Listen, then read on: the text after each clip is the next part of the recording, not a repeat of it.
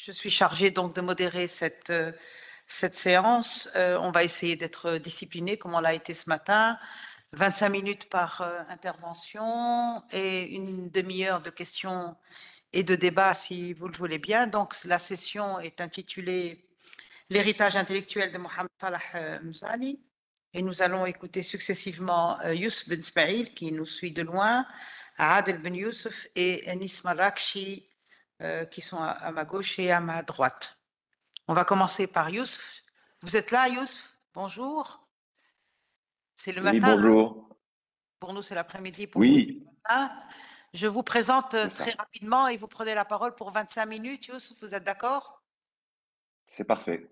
Alors, Youssef Ben Smaïl est un historien de l'Empire ottoman et de la Méditerranée ottomane moderne. Il est chercheur associé à Columbia University et assistant professor, comme on dit là-bas, à Amherst College pour des travaux qui doivent porter sur l'histoire du droit, si j'ai bien compris. Vous nous expliquerez si jamais j'ai mal dit les choses.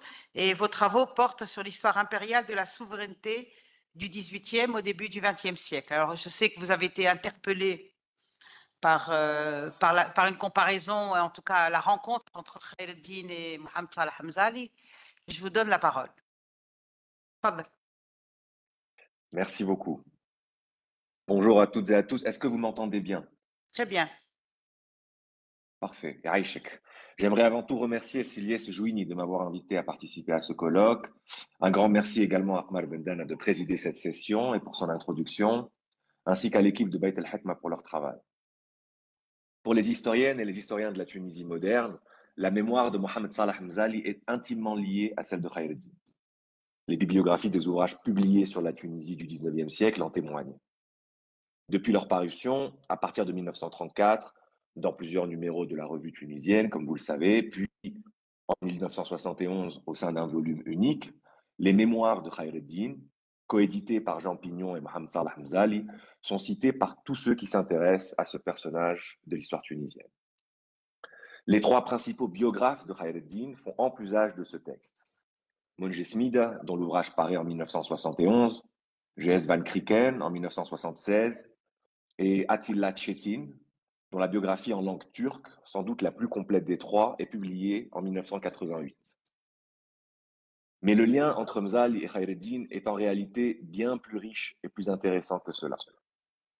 Il y a, je crois, quelque chose de plus profond qui unit les deux personnages, et il me semble que c'est à partir de ce lien que l'on peut mieux apprécier ce que devait représenter un Khaireddin pour un Mzali, en quelque sorte, et également les contributions de Mzali à ce qu'il convient d'appeler aujourd'hui les études kérédiennes. Mohamed Salah Mzali a été, sans aucun doute, l'un des premiers parmi les intellectuels tunisiens du XXe siècle, avec Hassan Hosni Abdelwaheb et Sadaq Zmerli notamment, à étudier le XIXe siècle précolonial dans une perspective que l'on pourrait appeler historique au sens strict du terme. Pour la première fois, cette génération d'intellectuels tunisiens regarde la période précoloniale comme on regarde un passé révolu, au sens où il ne s'inscrit pas dans une relation immédiate et continue avec leur présent, qui n'est accessible qu'indirectement à partir des sources. Entre l'époque de Khaireddin et celle de Mzali, qu'y a-t-il au fond de si différent? On pourrait dire pas grand-chose. Mzali naît en 1896, 6 ans à peine après la mort de Khaireddin à Istanbul. Pourtant, leurs vies s'inscrivent dans deux époques, deux chronologies différentes. La vie de Khaireddin fut vécue à cheval entre une province, à Tunis, et un empire à Istanbul. Il connaîtra en quelque sorte deux Tunisies. De près, celle de Mohamed Sedaq Bey et des grandes réformes du milieu du XIXe siècle. De loin, depuis Istanbul, et seulement durant la première décennie de sa vie, la Tunisie d'après 1881, celle du protectorat. C'est dans cette seconde Tunisie que naît Mzali, dans les dernières années du XIXe siècle. Il connaîtra lui aussi deux Tunisies, celle de la colonisation, puis celle de l'indépendance après 1956. Il faut dire que les parallèles entre les deux hommes sont nombreux. C'est adolescent que le jeune Mzali découvre la figure de Khaireddin pour la première fois. Lorsqu'il entre au collège Sadiki, dont Khaireddin est le fondateur en 1875. Le Madrasa Sadiqiyya est créé en partie pour former l'élite aux sciences modernes et rééquilibrer, comme on disait à l'époque, l'enseignement traditionnel de la Zitouna. Pour Khairuddin, il faut le dire, le caractère occidental de ce que l'on appelait pas encore la modernité est une évidence. L'Europe est alors plus avancée en matière d'éducation. Les élites tunisiennes doivent s'en inspirer si elles veulent rattraper leur retard. Dans l'introduction de son ouvrage Aqwam el-Mesel, Khairuddin explique qu'il est permis, nécessaire même, d'emprunter à l'Europe ses savoirs et ses techniques, tant que cela n'entre pas en contradiction avec la loi religieuse. Il critique les ulamas qui rejettent systématiquement tout ce qui vient du monde occidental non musulman. Et d'une certaine manière, Mzali aura le même sentiment à l'égard de la civilisation européenne. On retrouve chez les deux hommes la conviction commune que le progrès de la Tunisie passe en partie par un mouvement vers l'Occident, que la France représente alors en premier lieu à Tunis, comme puissance dite prépondérante en 1875 à l'époque de Khairuddin, et comme puissance coloniale au début du XXe siècle pour Mzali. Et en même temps, il y a chez Khairuddin comme chez Mzali quelque chose d'une allégeance envers l'État tunisien en construction. Quelques années plus tard, en 1921, le jeune Mzali défend une thèse de doctorat en sciences économiques à Lyon sur le développement de la Tunisie. L'idée d'une Tunisie nationale est alors encore toute jeune. Elle n'a pas 20 ans. Mzali écrit que le protectorat constitue, je cite, un levier pour hâter l'émancipation de la Tunisie. Il déplore cependant la dépendance intellectuelle, morale et économique de son pays à l'égard de la France et espère que son étude contribuera à l'en affranchir. Là aussi, il est difficile de ne pas entendre les échos des idées de Khairuddin telles qu'il les expose dans l'introduction de Aqwam el-Masalek. Il y parle, lui aussi, de dépendance économique et sociale, d'export de matières premières à bas prix et d'import de produits manufacturés au prix fort. Au point que certains historiens de la Nahda du XIXe siècle arabe y voient les prémices d'une première théorie arabe d'économie politique. Après sa thèse de doctorat, le jeune Mzali est détaché au ministère de la Justice, où vient d'être nommé un nouveau ministre en la personne de Taha Khairuddin, fils de Khairuddin Besha. Mzali a alors 25 ans. Et entre les deux hommes, une collaboration étroite se met en place. Taha Khairuddin est né 5 ans après le père de Mzali, et la relation entre les deux hommes devient quasi filiale. À propos de leurs 10 années de collaboration au ministère, Mzali parle dans ses mémoires de dévouement, de plaisir même à travailler avec un homme dont il admire la culture, et davantage encore, écrit-il, de plaisir à le fréquenter à titre personnel. Les mémoires de Mzali sont pleines d'affection pour Taha Khairuddin, dont il défend l'héritage par petites touches tout au long du texte. C'est dans cette affiliation, donc, que Mzali noue en quelque sorte un premier lien fort avec la figure de Khairuddin père. La trajectoire de Taha Khairuddin fut en quelque sorte opposée à celle de son père. Né en 1875 à Tunis, il part très tôt, à l'âge de 3 ans, pour Istanbul, où son père est nommé grand vizir du sultan Abdülhamid II. Taha fait son éducation dans l'école du palais impérial, apprend l'osmanli, l'arabe et le français, puis fait son entrée dans l'administration ottomane. Il est tour à tour aide de camp du sultan, journaliste à Istanbul et gouverneur de la Mutasarrifiyya de Jérusalem. Comme son père, cependant, il tombe en disgrâce, soupçonné dans l'assassinat de Mahmoud Chefket Pacha, un homme d'État ottoman. Mis en cause dans la même affaire, son frère Salah Damad est pendu à Istanbul. Son exécution provoque une vague d'effroi parmi les élites impériales, au Caire, à Istanbul, en passant par Damas. Mais Tahar est sauvé de justesse par une intervention diplomatique française. Il rentre en Tunisie, son pays natal qu'il connaît peu, et c'est alors que commence une seconde carrière que l'on pourrait qualifier de provinciale à Tunis. En 1921, lorsqu'il est nommé au ministère de la Justice du Bey et qu'il rencontre Mzali, il est en Tunisie depuis à peu près une décennie. Dans ses mémoires, Mzali décrit Taha Khairuddin comme un homme en décalage avec son époque. Il brosse le portrait d'une figure incomprise, solitaire, dépressive parfois. Hautain à l'égard des élites locales, Taha Khairuddin se fait de nombreux ennemis parmi les bourgeois du Makhzen, notamment ceux qui ont, comme lui, une ascendance impériale. On pense au Bouhaj de Obaïr. L'impression que nous en donne Mzali est celle d'un homme malheureux, que la vie n'épargne d'ailleurs pas. Après la mort de son frère à Istanbul, Tahar perd ses 2 filles sa femme et finalement son fils. C'est durant cette période, vers la toute fin des années 20 et le début des années 30, qu'a lieu un épisode tragique pour l'histoire de la Tunisie moderne. Dans un moment de détresse, Tahar Khaireddine fait brûler une grande partie des archives que lui a léguées son père. Des milliers de documents partent en fumée. Tadaq Zmerli, qui a été son directeur de cabinet au ministère de la Justice, décrit en ces termes cet épisode. Je cite. Il aura détruit de ses propres mains, en les jetant au feu, de précieuses liasses de lettres de famille et de documents qui eussent éclairé bien des épisodes de l'histoire récente de ce pays, mais qu'il avait voulu soustraire à l'indiscrétion des tiers. Dans ses mémoires, Mzal y fournit plus de détails. Il décrit Tahar Khaireddine comme un homme brisé par le destin, déterminé à détruire les archives de son père. Cet épisode devait lier définitivement la mémoire de Mzali à celle de Khaireddine père. Mzali explique qu'il a réussi à sauver lui-même de nombreux documents du feu, un peu plus de 1200 pièces. Il écrit dans ses mémoires: J'ai sauvé du feu un lot considérable de documents, propres à éclairer toute une période de notre histoire et à rendre à Khaireddine lui-même l'hommage qu'il mérite. Mzali, donc, qui implore le fils de ne pas brûler ce qui reste des archives du père, les récupère pour les mettre en sécurité. Elles resteront en sa possession près d'un demi-siècle.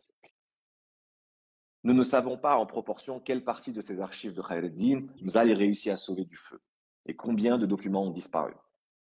Les 1200 documents sauvés ont un intérêt considérable du point de vue historique. En plus des mémoires de Khaireddine, il figure une riche correspondance personnelle avec des personnages majeurs de l'histoire de la Tunisie. À titre de comparaison, les archives d'un autre grand vizir ottoman, au tournant du XXe siècle, Hüseyin Hilmi Pacha, archives qui se trouvent aujourd'hui à l'université de Koç à Istanbul, contiennent 7 boîtes d'archives et 47 dossiers au total. Quelques centaines de documents tout au plus.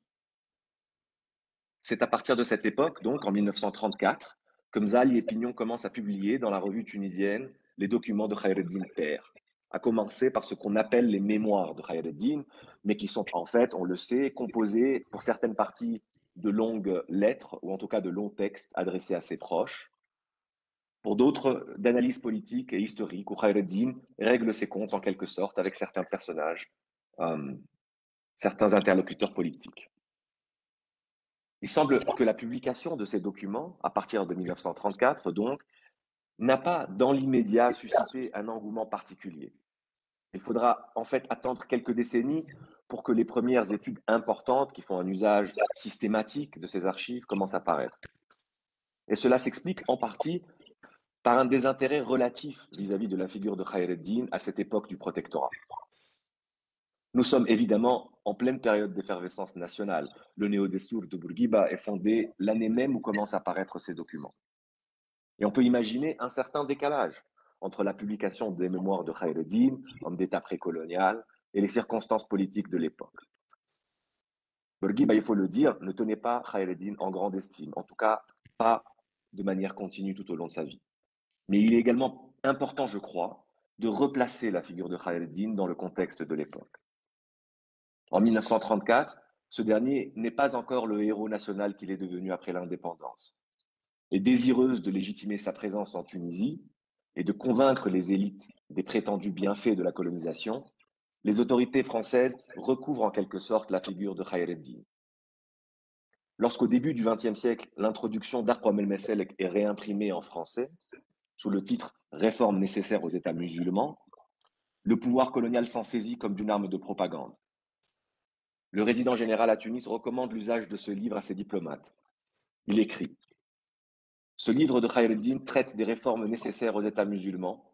À ce titre, cette publication m'a paru de nature à produire le meilleur effet dans la population tunisienne où je l'ai fait répandre. En préface de cette édition coloniale, l'éditeur parisien explique que Français et Tunisiens y trouveront un enseignement utile. Pour les Français, la confirmation la plus éclatante des idées qu'ils cherchent à faire prévaloir dans ce pays. Pour les Tunisiens, un encouragement direct émanant de la plus haute autorité et les engageant à seconder de tout leur pouvoir l'œuvre que la France poursuit chez eux. Le pouvoir colonial français se place donc explicitement dans la généalogie politique de Khaireddine dans les premières décennies du XXe siècle. De nombreuses publications françaises évoquent, par exemple, la singulière fortune de semer sur un terrain bien préparé grâce à lui. Une autre édition francophone d'Aqwam el-Meselek, parue à la même époque, va même jusqu'à déclarer que Khaireddin a pu voir réaliser, sous la forme du protectorat, je cite, une partie de ses idées favorites. C'est là, bien sûr, un grand moment de propagande coloniale. Dans Aqwam el-Meselek, Khaireddin explique que si l'Empire ottoman et le monde musulman veulent échapper au destin, ils ne doivent pas s'encombrer de l'idée erronée selon laquelle il n'est pas permis en islam d'emprunter à d'autres civilisations. Or, la préface de l'édition coloniale et toutes ces autres publications se saisissent de cette idée d'ailleurs caractéristique du réformisme ottoman que l'on retrouve chez d'autres intellectuels de la période précoloniale, du XIXe siècle pour être précis. Ils s'en saisissent donc et la transforment en argument en faveur de la colonisation, sous prétexte que l'idée d'emprunter à l'Europe ses savoirs équivaut à celle de se voir imposer un régime d'exploitation et de domination politique. À peu près à la même époque, on voit apparaître dans la presse coloniale à Tunis cette même idée, selon laquelle le protectorat français se situerait dans la droite ligne du réformisme de Khaireddin. Un ouvrage de 1918 va jusqu'à décrire le protectorat comme le maintien en les améliorant des différentes réformes introduites par le général. Toute une littérature historique voit le jour en France, dont le but est de justifier la colonisation. Et Khaireddin y apparaît comme un héros tragique, un Averroès incompris et en avance sur son temps, puisque sensible aux idées occidentales, victime en dernier lieu de la tyrannie des siens. Ainsi, son premier ministère est considéré comme visionnaire mais trop court. Dans un ouvrage de 1924, livre dont la thèse est l'inéluctabilité de ce que l'auteur appelle la solution française au Maghreb, on peut lire que Khaireddin réussit à réformer l'administration de la Régence, mais qu'il fut supplanté dans la faveur du souverain. Et l'auteur d'expliquer que pour mettre en place des réformes durables, il faut s'appuyer sur quelque chose de plus solide que l'amitié toujours chancelante d'un souverain. Le lecteur comprendra sans difficulté qu'il parle implicitement du protectorat. Idem dans le manuel de sociologie musulmane de Saint-Cyr pour l'année scolaire 35-36. On y apprend que les efforts de Khaireddin étaient prématurés. Puis la leçon poursuit. La Tunisie reste dans l'indolence jusqu'en 1881, époque à laquelle la France, en s'y installant, prouve aux Tunisiens qu'ils avaient eu tort de ne pas adopter les idées de Khaireddin. Que retenir de tout cela? Eh bien, d'abord, il me semble que dans la première partie du XXe siècle, le régime colonial s'approprie la figure de Khaireddin pour en faire un instrument de propagande en faveur de sa présence en Tunisie. Cette propagande passe le plus souvent en silence les éléments de la biographie de Khaireddin qui ne conviennent pas à la France. Par exemple, on parle peu de son grand vizirat à Istanbul. Après tout, l'Empire ottoman continuait encore de protester contre l'installation du protectorat dans sa province de Tunis durant cette époque. Mettre en valeur le Khaireddin ottoman en aurait donc fait un adversaire de la France en Tunisie. Cette mise en contexte historique nous permet également de mieux comprendre d'abord l'ambivalence qu'ont pu avoir certains intellectuels tunisiens à l'égard de Khaireddin à cette époque, mais surtout, il me semble, l'impact de la publication de ces archives par Mzali et par Pignon. C'est que ces publications se font à rebours de l'atmosphère politique tunisienne, en tout cas chez certains nationalistes. La publication de ces documents suscitera évidemment de nombreuses études, mais il faudra attendre que vienne l'indépendance avant que les historiens ne s'en saisissent véritablement. Ils en font par la suite une pièce centrale dans la construction du récit national. C'est au fond avec la biographie de Monji Smid, biographie publiée en 1971, que Khaireddin entre de manière définitive dans ce que l'on pourrait appeler la grammaire de la personnalité nationale, c'est le terme de Smid, de la Tunisie. Avant cela, Khaireddin est évidemment présent, il est même omniprésent, comme par exemple chez Fadad Barachour, mais on le décrit surtout comme réformateur. Et on cite davantage les chroniques de Ben Dief ou de Mohamed Bayram el-Khams, moins les archives. En avant-propos de sa biographie, Monji Smid a confié à son lecteur que c'est à travers les articles de Mzali et de Pignon dans la revue tunisienne qu'il a commencé, je cite, à lier connaissance avec le personnage de Khaireddin.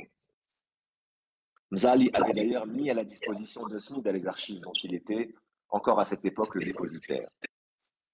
C'est dire à quel point les travaux d'archivistes et d'historiens de Mzali ont été importants.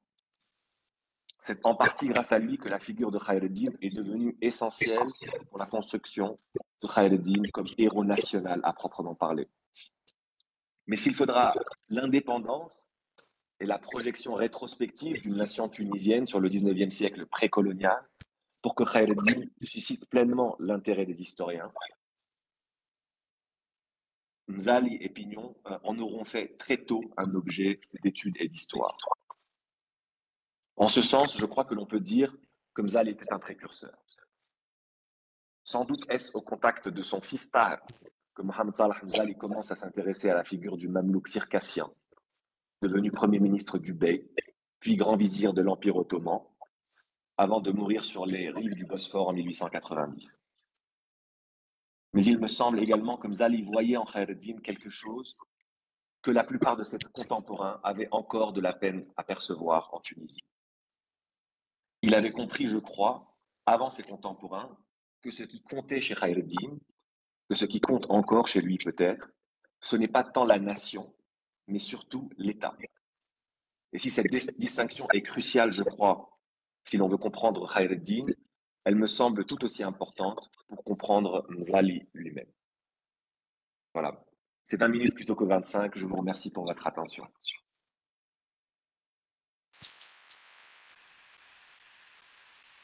Merci beaucoup, Youssef, pour cette lecture croisée, en tout cas, et comparée à la fois des personnages et des œuvres de Khaireddin et de Mohamed Salah Mzali. Merci surtout d'avoir mis du temps et de la temporalité, y compris dans la question des archives. C'est une chose assez abstraite pour les gens qui sont en dehors de la profession et de mettre si près les archivistes et les historiens qui sont cousins et très solidaires dans ce travail-là, et de montrer aussi que les intellectuels, c'est un peu ceux qui égrènent, qui font le fil un peu de tout ça, selon les contextes historiques. Merci beaucoup. C'était très éclairant et très intéressant. Maintenant, on passe à Adel Ben Youssef. Tu restes avec nous, Youssef, hein? On aura peut-être des questions tout à l'heure. Nous passons maintenant à Adel Ben Youssef, qui est historien aussi de la période contemporaine. Il enseigne à l'université de Sousse, c'est ça, hein? Tu es non seulement spécialiste des élites, mais des élites dans l'enseignement tunisien. Tu travailles aussi sur l'histoire des associations et tu as écrit un article sur Mohamed Salah Mzali en 2006 déjà, donc depuis plus de 15 ans. Tfadal Adel, tu as aussi 25 minutes. Merci Madame la Présidente, merci Célia Sejouini de m'avoir envoyé cette invitation pour participer dans ce colloque qui porte sur son grand-père, un des hommes d'État, à savoir Feu Mohamed Salah Mzali. Je tiens à remercier aussi la direction de Beit al-Hikma. En tant que spécialiste de l'élite moderne, j'ai effectué une thèse Nouveau Régime sous la direction de feu notre professeur Mohamed Hadi Sherif sur les étudiants tunisiens de l'Université française 1879-1956. Mon prof encadrant était lui-même un acteur, c'est-à-dire un ancien de Paris 4, lorsqu'il a étudié l'histoire, il a soutenu une thèse d'État par la suite sur Hassim Ben Ali, la naissance de l'État moderne. Je vais vous parler de Mohamed Salah Mzali, du côté, c'est-à-dire des archives que j'ai consultées en France durant des années, lors de mon séjour à Paris, même en province, à Nantes et à Lyon, etc., là où il a fait sa thèse en droit en 1920, qui a été publiée par la suite par Beit al-Hikma.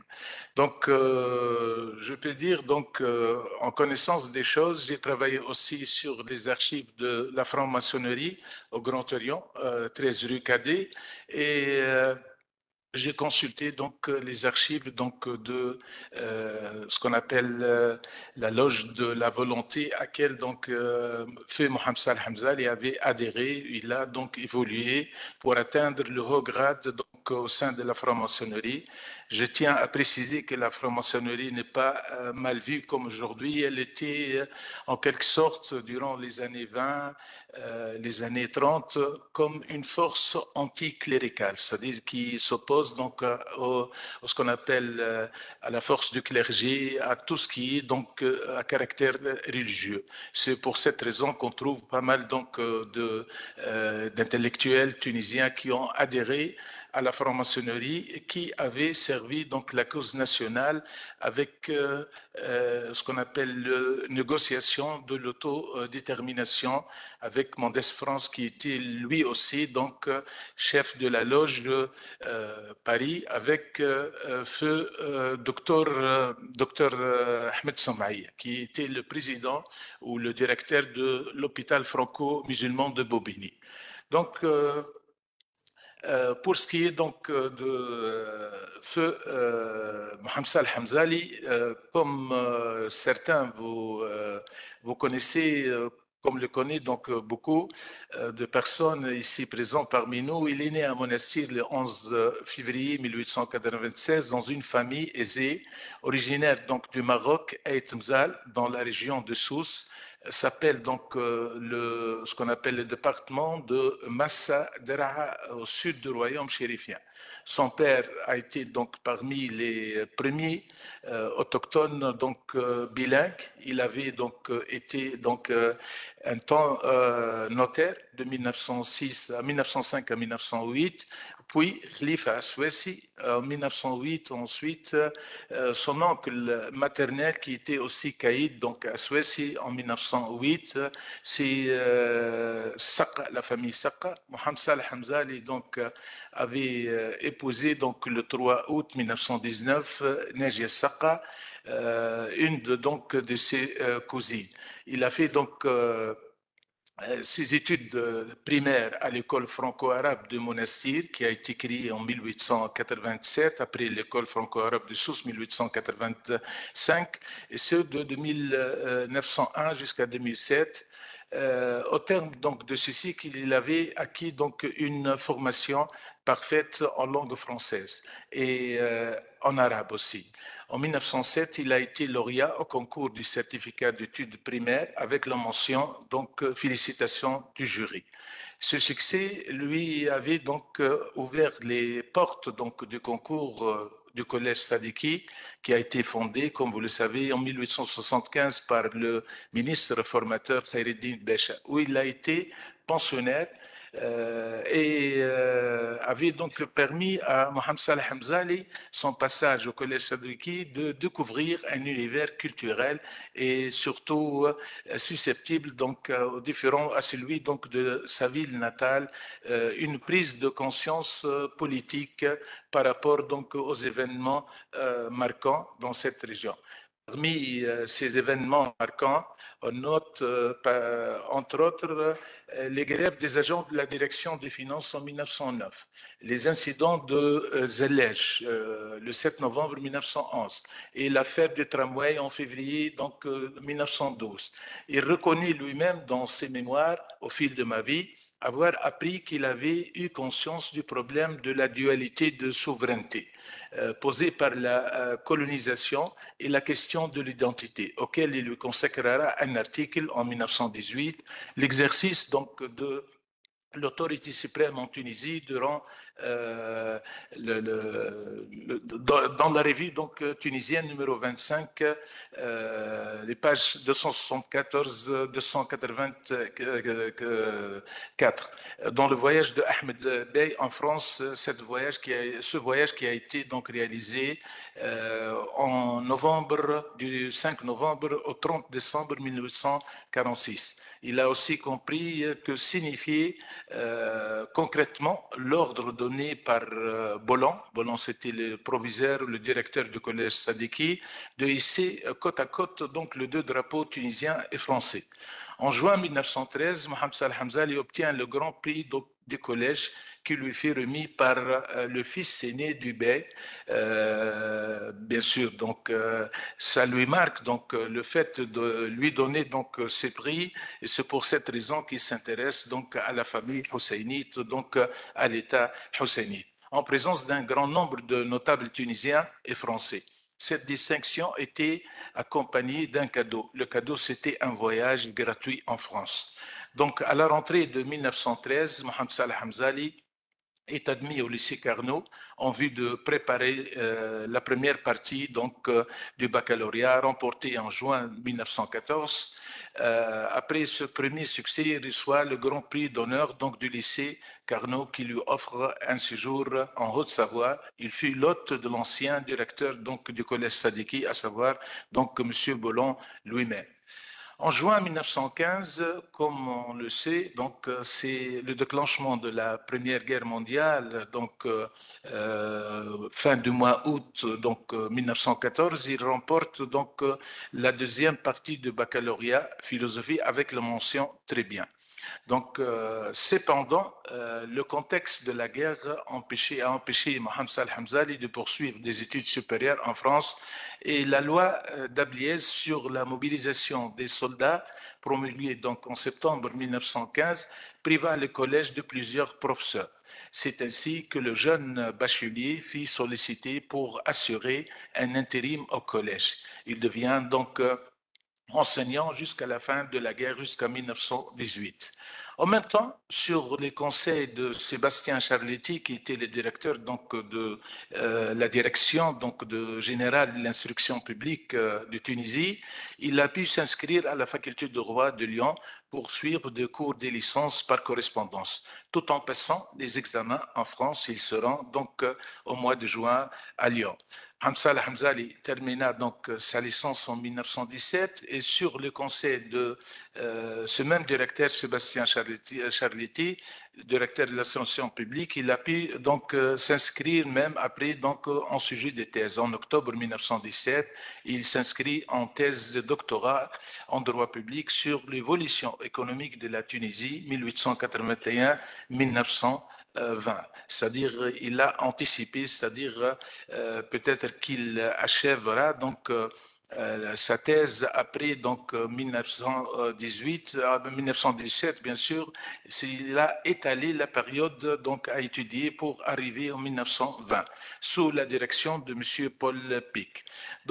À 25 ans, Mohamed Salah Hamzali était un jeune homme brillant, diplômé de l'université française, dans un domaine qui devait lui ouvrir des postes d'administration tunisienne et française dans son pays. Il prépare sa thèse en utilisant les données, les archives, les chiffres, les statistiques fournis par ce qu'on appelle le premier ministère à l'époque, le Qasba, c'est-à-dire l'équivalent de la section d'État. En juin 1920, Mohamed Salah Hamzali obtient brillamment à la faculté de droit de Lyon le doctorat, avec un jury composé de monsieur professeur Connard président, monsieur Paul Pic encadrant et monsieur Antonel suffragant ou discutant sur l'évolution économique de la Tunisie 1881-1920. C'était la deuxième thèse de droit en Tunisie après celle de son cousin Ahmed Saka, soutenue en 1916 à la faculté de droit de Paris. Elle a été publiée en 1917 et a manqué de peu le prix de meilleure thèse de la même facilité. Quant à la thèse de son cousin, elle a été sélectionnée comme la meilleure thèse soutenue à l'Université de Lyon durant l'année 1920. Et sur proposition de M.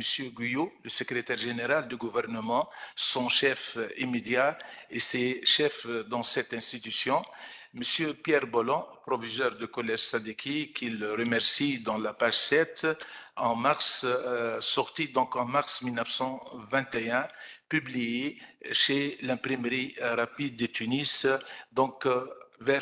autour de 173 pages. On va voir la couverture. Cette thèse se compose d'une introduction de 3 grandes parties. La première partie intitulée l'environnement ou le milieu physique, les ressources, les besoins. Deuxième partie s'intitule le facteur humain, race et caractère. La troisième partie s'intitule la mise en valeur ou organisation générale des industries d'extraction, les industries de transformation, les possibilités, une conclusion, une bibliographie. Donc, cette thèse contient également plusieurs tableaux, schémas, cartes géographiques, etc., des notices biographiques par sa culture générale, sa formation juridique, sa profession en tant que haut fonctionnaire de l'administration tunisienne, ses voyages, sa connaissance du pays. Il a fait une bonne description de la plupart des régions de Tunisie, leurs habitants, leurs spécificités, donc soit du nord ou du sud, donc ou de l'est à l'ouest. Ces descriptions de Djerba, par exemple, des Djerbiens, du Sahel, des Sahéliens, à qui appartient. Donc, du Tunis, les Tunisois, ou bien les Beldi, comme on dirait à l'époque, les pages 45 à page 67 sont inédites comme il était donc sociologue, on dirait qu'il était un sociologue ou un anthropologue, donc, et l'économiste donc de son temps. Cette étude, donc, une étude importante par les informations qu'elle renferme, la place qu'il accorde aux facteurs économiques dans l'évolution de la Tunisie.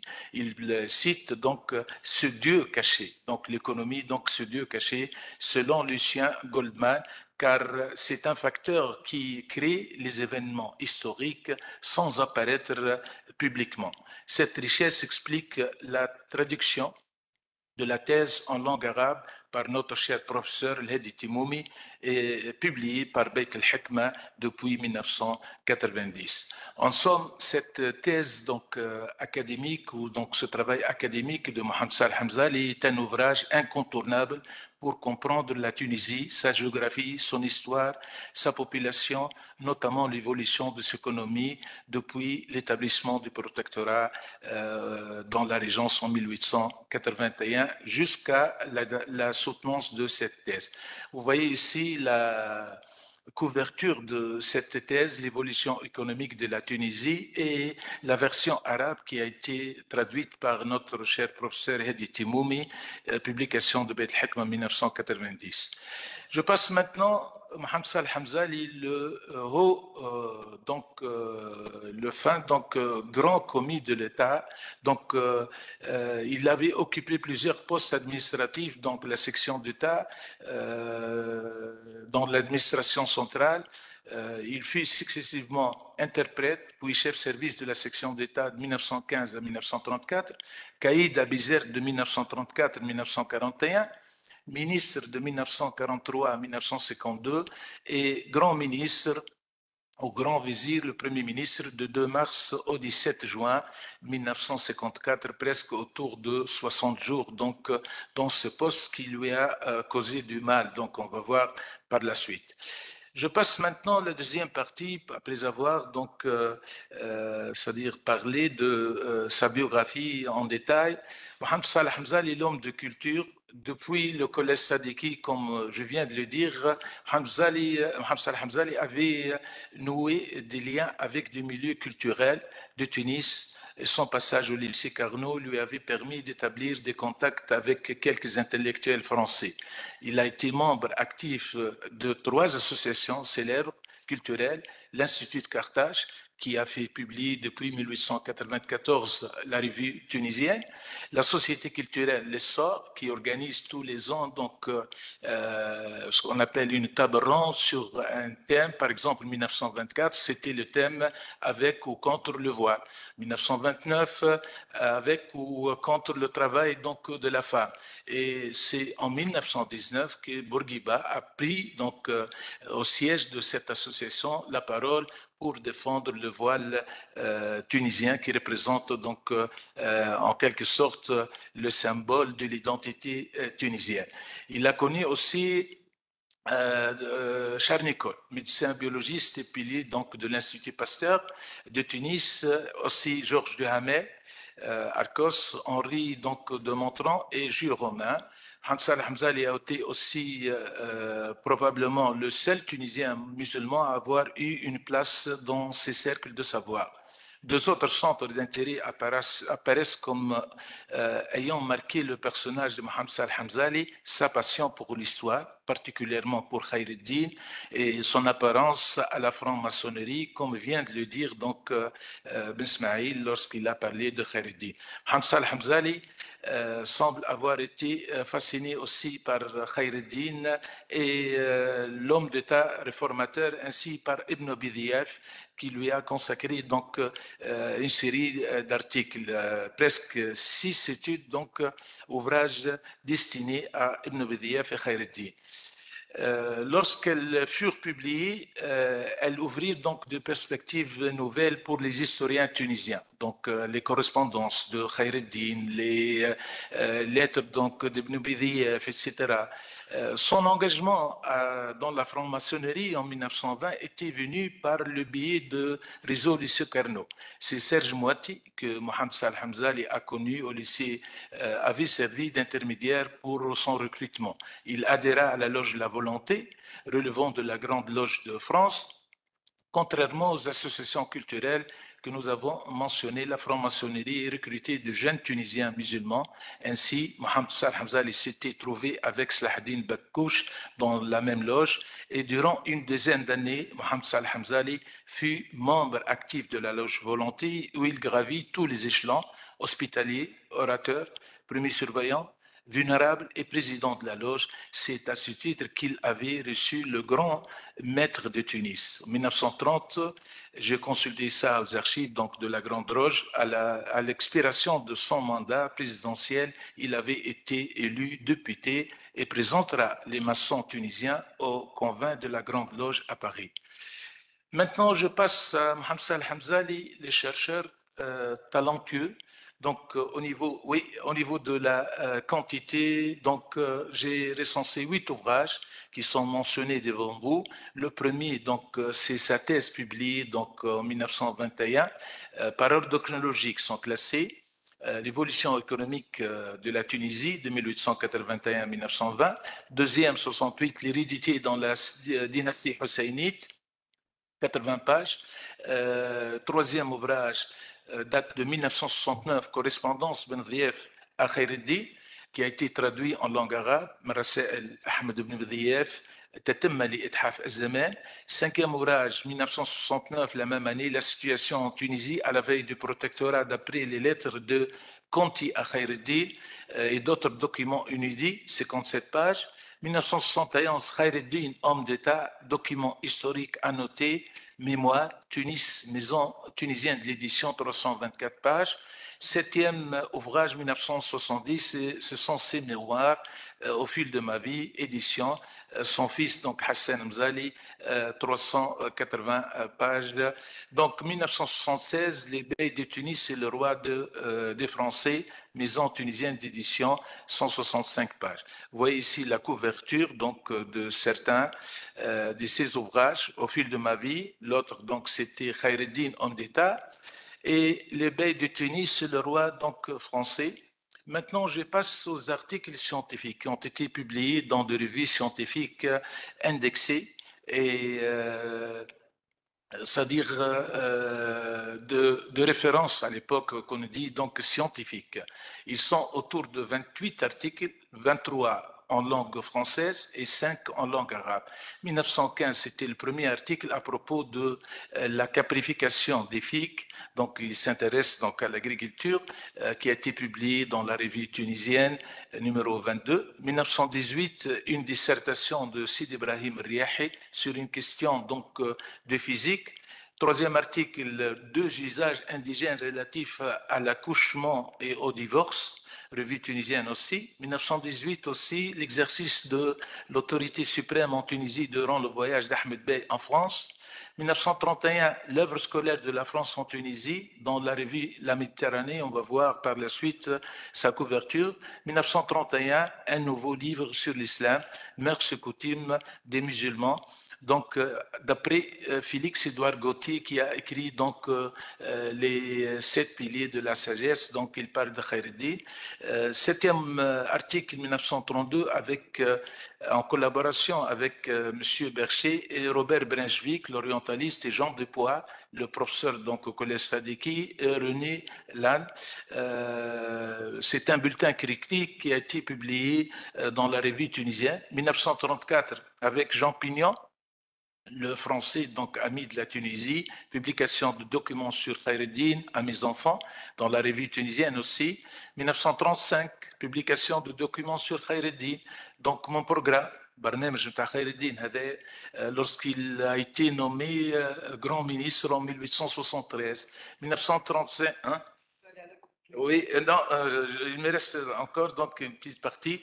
Donc vous voyez l'intitulé donc des articles, c'est difficile. Donc le temps nous presse. 1937 avec Jean Pignon aussi le document sur Khaireddin.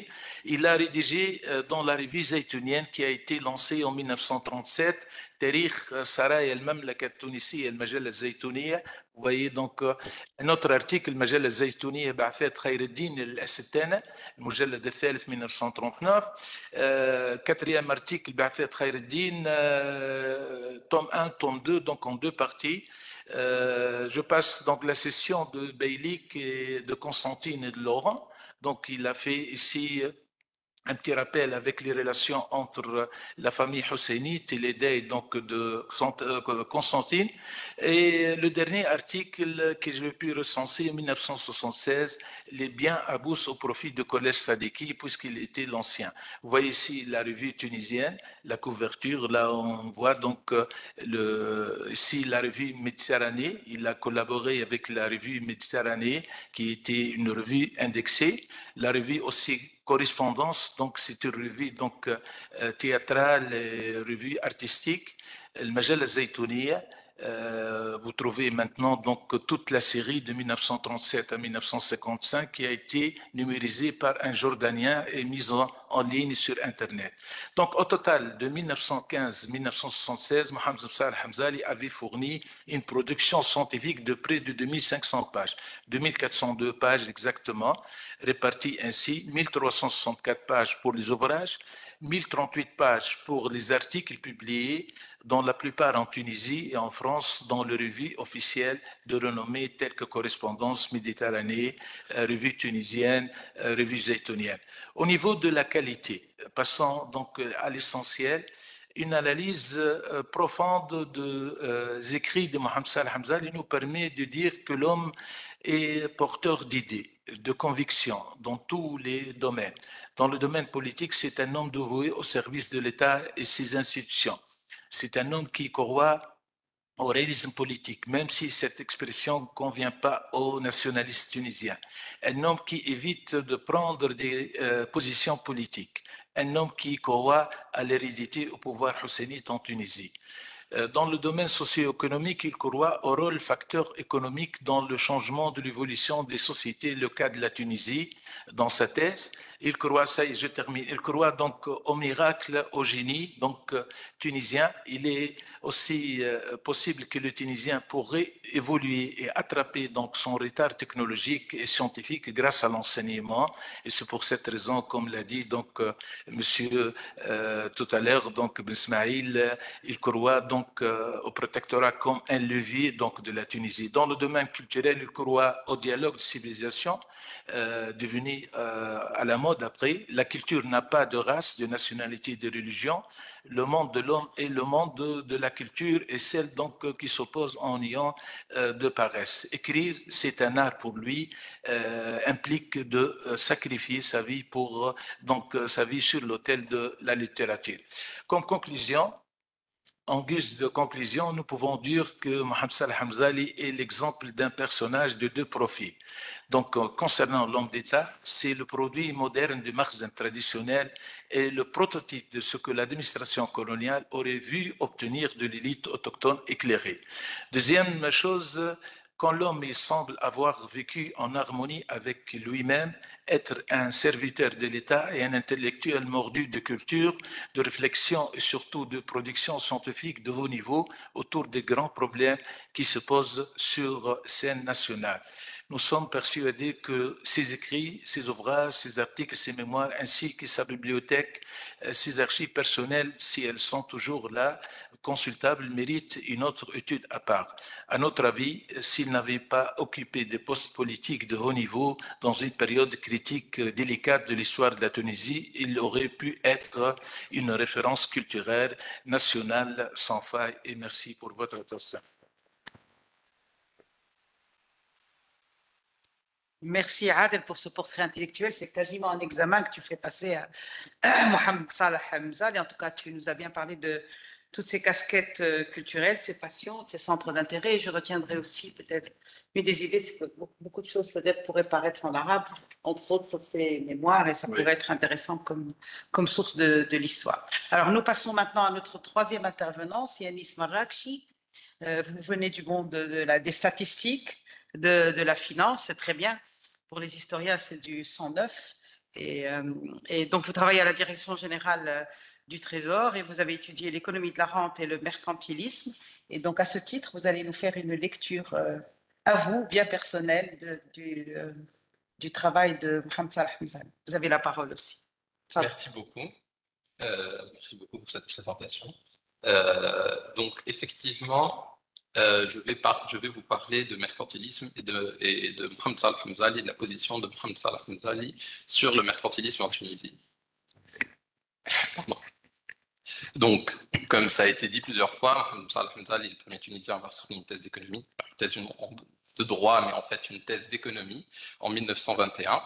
Dans cette thèse, il va être le tout premier, et à ma connaissance le seul Tunisien, avant et depuis, à dénoncer le système colbertiste, donc, qui régissait l'économie tunisienne. Il va dire le travail moderne ne saurait s'accommoder d'une organisation à la Colbert. Alors, qu'est-ce que c'est qu'un système colbertiste? Qu'est-ce que c'est que le colbertisme?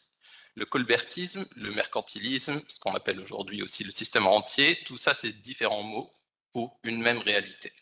C'est en fait un ensemble d'idées et de politiques économiques qui ont dominé tout le bassin méditerranéen à peu près du XVIe siècle jusqu'au début du XIXe siècle. Donc l'Europe va s'extraire des politiques mercantilistes suite à la Révolution française en 1789 et après, et elle va rapidement s'industrialiser. Mais le Maghreb, et la Tunisie en particulier, ne va jamais s'en défaire, ni en 1789, ni après. Là, on ne va pas parler du mercantilisme en entier, on va parler d'une partie, une politique spécifique de ce qu'on appelle le mercantilisme, qui a concentré les critiques de Mohamed Salah Hamzali. Et cette partie, c'est les corporations ou les guildes. Je vois qu'il y a deux chécheyas dans la salle. L'une des corporations les plus connues, c'était la corporation des Chawasheyas. Donc l'organisation corporative, elles sont toujours là et tout le monde artisanal est toujours organisé en corporation comme au XVIIIe siècle. Pas de souci. L'organisation corporative c'est un système à plusieurs niveaux. C'est d'abord un système de production, c'est-à-dire que tous les membres d'un métier qui exercent un métier particulier sont obligatoirement regroupés, organisés au sein d'une corporation, d'une guilde spécialisée dans ce métier-là. Il y a par exemple la corporation des Chawasheyas, celle des Haraïreya, qui fait les tisserands de soie, celle des Belrajeya, etc., etc. Il y en avait pour toutes les activités économiques urbaines de l'époque. C'est aussi un système de régulation. Un système de régulation, ça veut dire que la régulation économique, les règles, qui peut faire quoi, qui peut vendre quoi, qui peut produire quoi, tout ça était défini par les corporations. C'est la corporation des Chawasheyas qui définissait les règles de comment produire, de qui pouvait produire des chécheyas. Donc c'est les producteurs eux-mêmes et les principaux d'entre eux qui définissaient les règles et au final avec un seul but, réduire au maximum la concurrence qui pouvait les toucher. Et c'était un système pervasif. On estime qu'il y avait à peu près 80 corporations à Tunis et 250 en Tunisie à la veille de la Seconde Guerre mondiale. Donc, Tunis, en 1860, c'était 80 000 habitants. En 1930, c'était à peu près 300 000 habitants. Donc, 80 corporations à Tunis, ça couvrait déjà l'essentiel des activités urbaines par les Tunisiens. Pas celle des Européens, mais celle des Tunisiens. Alors, donc, c'est quoi le problème avec ces corporations? Et c'est quoi le problème avec le système corporatif qui est une partie intégrante du mercantilisme? Donc, les règles corporatives vont essayer au maximum d'interdire tout type de concurrence. On va voir pourquoi c'est un problème. Elles vont d'abord essayer d'interdire la concurrence externe. C'est-à-dire qu'on va interdire aux producteurs d'autres pays, mais surtout d'autres villes et d'autres corporations, de produire la même chose que nous. Je produis une chachaya, je ne veux que personne d'autre ne puisse la produire. Donc, par exemple, on a un arrêté du 14 mars 1833 qui va réserver la vente de fer travaillé à Kérouan aux forgerans de Kérouan et exclure tous les autres forgerans, en particulier les forgerans de Sfax. Ça vaut la peine que je le lise rapidement. Assalamu alaikum wa rahmatullahi wa barakatuh. فقد حضر بين أيدينا جماعة حددت المكان بأن أنفار صفاقسية يأتون بالحديد المصنوع للقيروان ويبيعونه بها، وعادتهم أنه لا يبيع الحديد المصنوع إلا أهل البلد، ومن أتى به من خارجها لا يبيع بها. فالذي أأمركم به أن من أتى بالحديد المصنوع يريد بيعه بالقيروان سواء كان صفاقسي أو غيره فأمنعوه في بيعه ولا يبيع المصنوع إلا صنيعية المكان وأجورهم في ذلك على العادة السابقة والسلام من الفقير إلى ربه مصطفى بك. Donc, un arrêté clair qui dit les seuls qui ont le droit de vendre du fer travaillé à Kérouan, c'est les forgerans de Kérouan et aucun autre forgeron tunisien ne peut vendre du fer travaillé à Kérouan. On va interdire d'autres villes de venir vendre dans notre ville. Mais on va aussi interdire d'autres corporations de la même ville de produire la même chose que nous. Par exemple, il y a des corporations de tisserands de laine ou des corporations de tisserands de coton et des corporations de tisserands de soie. Et ceux qui tissent de la soie n'auront pas le droit de tisser du coton, et ceux qui tissent du coton n'auront pas le droit de tisser de la soie. Par exemple, il y a un décret du 11 juillet 1875 qui va dire que ce Souqerba est réservé aux Hraïriya en particulier, que seuls les Hraïriya peuvent s'établir et aucun autre métier, que la soie ne peut être vendue qu'à Souqerba et nulle part ailleurs, et que la soie ne peut être produite que par les Hraïriya et aucun autre métier. Donc on va tout faire pour qu'un métier produise un seul produit, que ce produit-là, et qu'aucun autre métier ne puisse produire le même produit, pour limiter au maximum la concurrence externe qui vient d'autres corporations. Les corporations vont essayer aussi de limiter la concurrence interne, c'est-à-dire la concurrence au sein d'une corporation. Parce que le but, c'est que les maîtres de la corporation coopèrent entre eux et ne se fassent pas concurrence, ne baissent pas leurs marges, ne baissent pas leurs profits. Donc, la première chose que vont faire les règles corporatives, c'est de limiter au maximum l'émergence de nouveaux maîtres. On veut que les maîtres en place restent des maîtres, que les ouvriers restent des ouvriers, que les apprentis puissent passer ouvriers mais pas maîtres, mais en tout cas qu'il n'y ait pas de nouveaux maîtres qui viennent concurrencer les anciens maîtres. Donc on va mettre un ensemble d'obstacles insurmontables à tout ouvrier qui va essayer de devenir maître. On va par exemple dans la plupart des corporations nécessiter l'accord du précédent maître, nécessiter l'accord de l'émine, l'émine c'est le chef de la corporation, nécessiter l'accord des principaux maîtres de la corporation, et dans d'autres corporations, on va rajouter des conditions supplémentaires. Par exemple, chez les Shawashiyya, on va exiger que le candidat puisse justifier une origine andalouse. Chez les Belrajiyya, on va exiger un chef-d'œuvre, Qanoun Sana'a. Chez les Shawashiyya, les Hraïriyya et les Futajiyya, on va exiger le paiement d'une somme assez forte qui peut représenter 2, 3, 5 ans de métier pour pouvoir devenir maître, etc., etc., etc. Mais bien sûr, ces règles ne s'appliquent qu'à l'homme nouveau, c'est-à-dire celui qui n'est pas maître ou qui ne vient pas d'une dynastie de maîtres. Un fils de maître ou un petit-fils de maître, par exemple chez les Shawashiyya, pouvait être automatiquement maître, littéralement à la naissance. Ça pouvait être un bébé qui encore allaitait au sein de sa mère et il pouvait avoir des ouvriers et un atelier. bien sûr géré par son père ou son grand-père, mais il était maître de droit. La régulation corporative va continuer à restreindre la concurrence interne d'autres manières. Elle va fixer les prix de vente, elle va fixer la rémunération des ouvriers, et elle va d'ailleurs au maximum empêcher les maîtres de se faire concurrence sur les ouvriers. C'est-à-dire, je ne vais pas pouvoir employer l'ouvrier d'un autre maître sans l'accord du premier maître, etc. Elle va aussi limiter, fixer les prix des intrants pour que les maîtres ne se fassent pas concurrence sur la meilleure laine ou la meilleure ou tel intrant ou tel autre intrant. Donc tous les maîtres vont payer le même prix pour les intrants. Et quand les intrants viennent à manquer, les règles corporatives vont également fixer des quotas d'intrants. Par exemple, quand il y a eu une telle distribution chez les Shawashia, il y a eu une fixation de quotas par maître, mais bien sûr les maîtres les plus influents ont eu beaucoup plus que les moins influents. Les plus influents ont eu jusqu'à 2 tonnes, 2100 kilos de laine, les moins influents en ont eu 60 kilos. Donc c'est un moyen de préserver les positions acquises de chaque maître, de limiter au maximum la concurrence entre maîtres. Et finalement, le moyen, en fait, c'est ça qui a concentré les critiques de Mohamed Salah Mzali et plus généralement les critiques de tous ceux qui ont critiqué les corporations.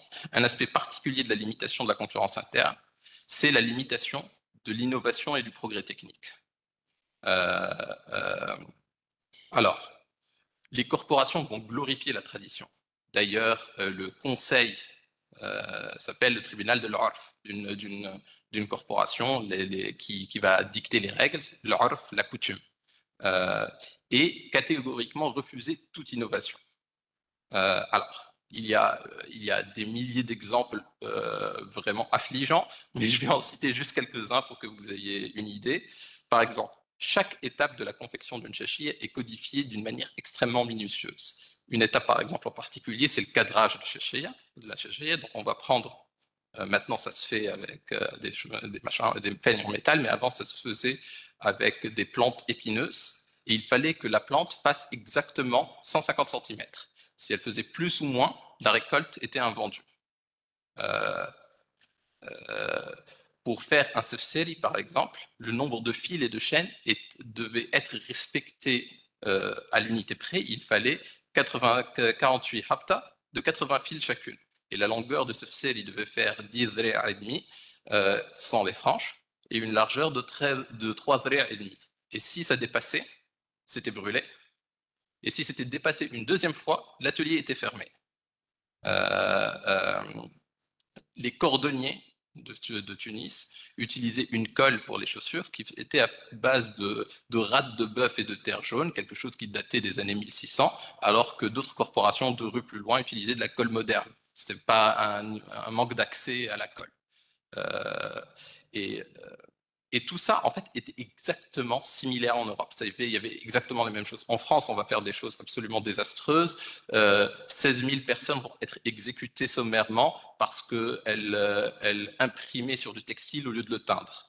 Donc, il y avait exactement à cette époque-là, avant 1800, les mêmes choses qui se passaient là. Sauf qu'il y a eu quelque chose de particulier en Europe. C'est qu'il y a eu une véritable révolution spirituelle, d'abord. Ça veut dire qu'il va y avoir toute une génération pendant 100 ans, pendant tout le XVIIIe siècle, qui va attaquer tout le système mercantiliste. D'abord par la pensée. Donc ça va être les encyclopédistes, les Voltaire, les Condorcet, les Rousseau, ceux qu'on appelait les économistes de Quesnay, Mirabeau, Turgot, aussi Adam Smith en Angleterre. Je vous lis par exemple un passage de l'encyclopédie, la grande production du XVIIIe siècle, la grande production française du XVIIIe siècle. Ces communautés, donc ces corporations, ont des lois particulières qui sont presque toutes opposées au bien général et au vu du législateur. La première et la plus dangereuse est celle qui oppose des barrières à l'industrie en multipliant les frais et les formalités des réceptions. Dans ces communautés, et dans celles où la faculté d'en être membre est restreinte au fils de maître, on ne voit qu'un monopole contraire aux lois de la raison et de l'État, une occasion prochainement de manquer à celle de la conscience et de la religion. Le premier principe du commerce est la concurrence. C'est par elle seule que les arts se perfectionnent, que les denrées abondent, que l'État se procure un grand superflu à exporter qu'il obtient la préférence par le bon marché, enfin qu'il remplisse son objet immédiat d'occuper et de nourrir le plus grand nombre d'hommes qui lui est possible. Dans La richesse des nations d'Adam Smith, il va écrire, entre autres, c'est une attaque en règle, comme il l'a présenté lui contre le mercantilisme, mais il va écrire entre autres, c'est pour empêcher cette réduction des prix et par conséquent des profits, en restreignant la libre concurrence, qui la causerait très certainement, que toutes les corporations et la plupart de leurs lois ont été constituées. Restituant à tous les sujets de Sa Majesté la même liberté naturelle d'exercer les espèces d'industrie qui leur plaisent, autrement dit, brisons les privilèges exclusifs des corporations et abrogeons le statut de l'apprentissage qui sont tous deux de réels empiètements sur la liberté naturelle. Donc il va y avoir pendant 100 ans toute une vague, tous les intellectuels presque d'Europe qui vont attaquer le mercantilisme. Et ça va donner naissance à de nouvelles règles économiques. C'est une vraie révolution dans les règles économiques auxquelles ce mouvement va aboutir. Et d'abord en Angleterre, puis en France, après la Révolution française, et enfin avec les guerres napoléoniennes à toute l'Europe. Par exemple, je vous lis l'édit de Turgot de 1776, juste à la veille de la Révolution française. Vous verrez que c'est un édit révolutionnaire et que même aujourd'hui, on ne serait pas capable de dire ça en Tunisie. Il sera libre à toute personne, de quelque qualité et condition qu'elle soit, même à tous étrangers, d'embrasser et d'exercer dans tout notre royaume et nommément dans notre bonne ville de Paris, telle espèce de commerce et telle profession d'art et métier que bon leur semblera, même d'en réunir plusieurs, à l'effet de quoi nous avons éteint et supprimé, éteignons et supprimons tous les corps et communautés de marchands et artisans, ainsi que les maîtrises et jurantes. Abrogeons tout privilège, statut et règlement donnés aux 10 corps et communautés, pour raison desquels nul de nos sujets ne pourra être troublé dans l'exercice de son commerce et de sa profession, pour quelque cause et sous quelque prétexte que ce puisse être. Donc, tout ça, le système corporatif va être détruit très très rapidement en Europe, complètement. Et ça va donner lieu rapidement à la révolution industrielle et à l'essor économique de l'Europe. Au même moment en Tunisie, rien ne se passe. Pas de révolution spirituelle, pas de révolution des règles économiques. Il n'y a même pas de réflexion sur le sujet. Pour dire même plus vrai, il n'y a pas de mot en arabe presque pour désigner les corporations. Quand on lit les décrets tunisiens en français, on trouve le mot corporation. Quand on lit les mêmes décrets, mais la version arabe, donc la version officielle, c'est le men ou souk.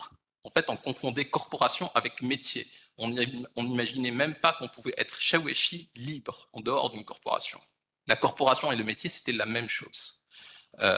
Et donc, il ne va y avoir aucune critique du système corporatif. En fait, on n'arrivait même pas à se projeter à l'extérieur de ce système-là, même par la pensée. Et quand la crise des corporations deviendra claire, les réactions vont être aux antipodes de celles de l'Europe. Ça veut dire que les corporations vont demander à ce qu'on les protège, qu'on interdise les produits étrangers. Les penseurs tunisiens vont penser que le salut viendra de la coopération, d'encore plus de coopération entre les maîtres et de moins de concurrence entre eux. Et l'État, Khaireddin en premier, puis l'État colonial, vont accroître le poids des règles corporatives. Ils vont prendre les règles des corporations, les mettre dans la loi et les faire exécuter par l'État. Tout ça ne va faire que dégrader encore plus l'embryon d'industrie tunisienne. Sauf Mohamed Salah Mzali. Mohamed Salah Mzali est à ma connaissance le seul qui va écrire et qui va dire quelque chose de l'effet « les corporations, c'est mal ». Aucun autre, à ma connaissance, n'a écrit ça en ces termes. Il va juger le système corporatif désuet, représentant des formes primitives de l'activité sociale. Il va critiquer les procédés de travail érigés en véritable rite et la minutie avec laquelle tout est réglementé, l'excès de précaution et la multiplicité parfois inutile des organes de contrôle. Il va en déplorer les conséquences.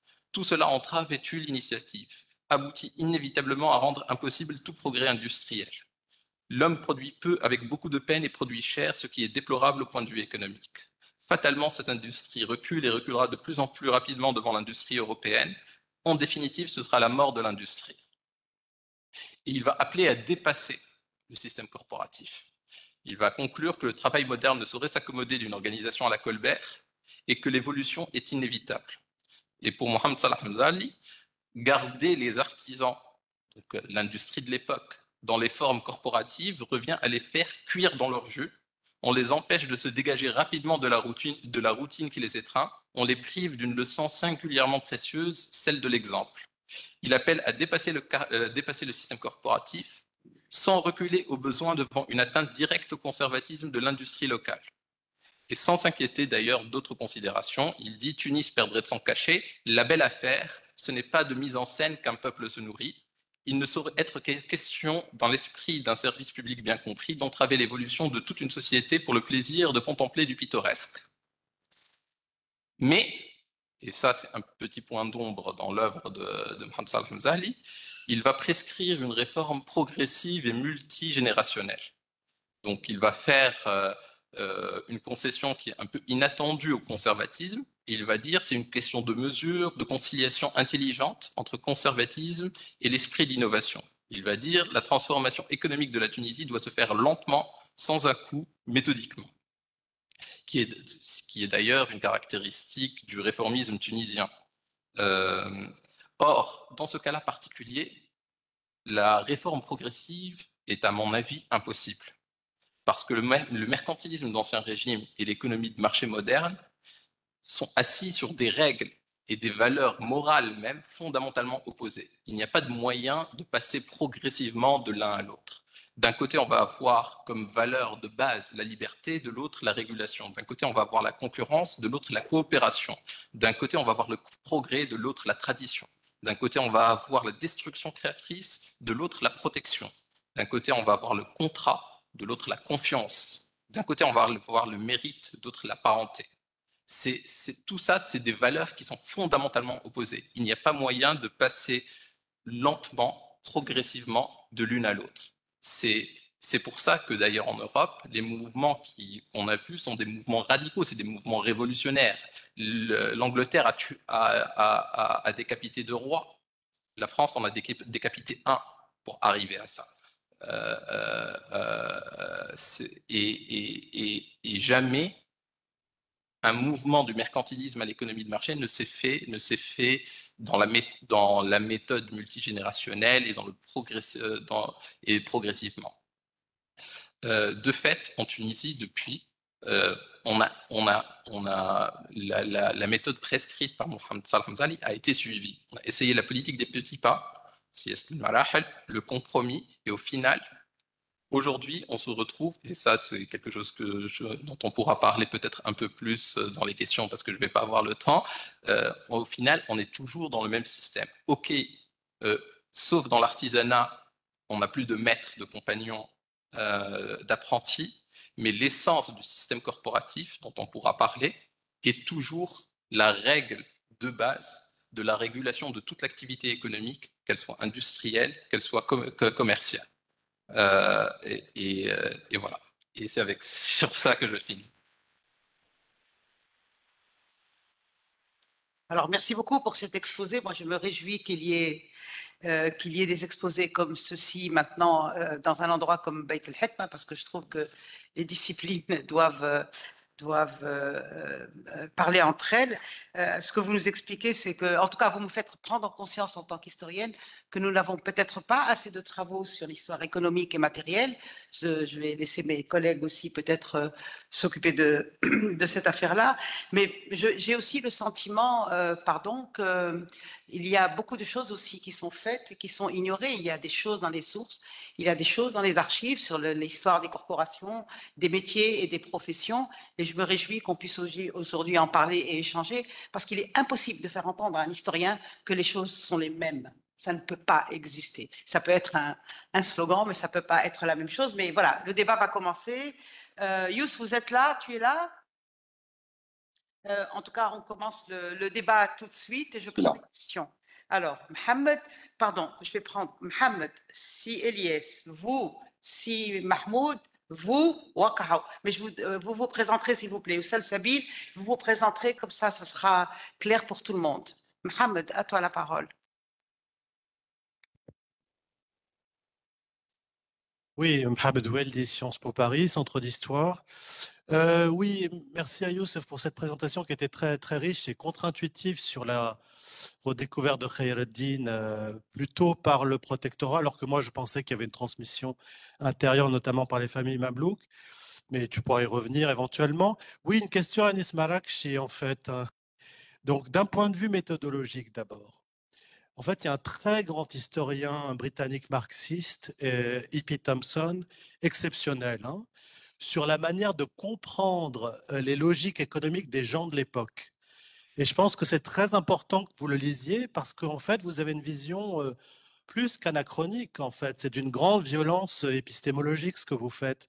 Parce que vous n'essayez même pas de comprendre les acteurs et comment ils pensent l'économie. Or, le premier réflexe serait, avant de les condamner, de comprendre leur logique autour de la notion de la qualité.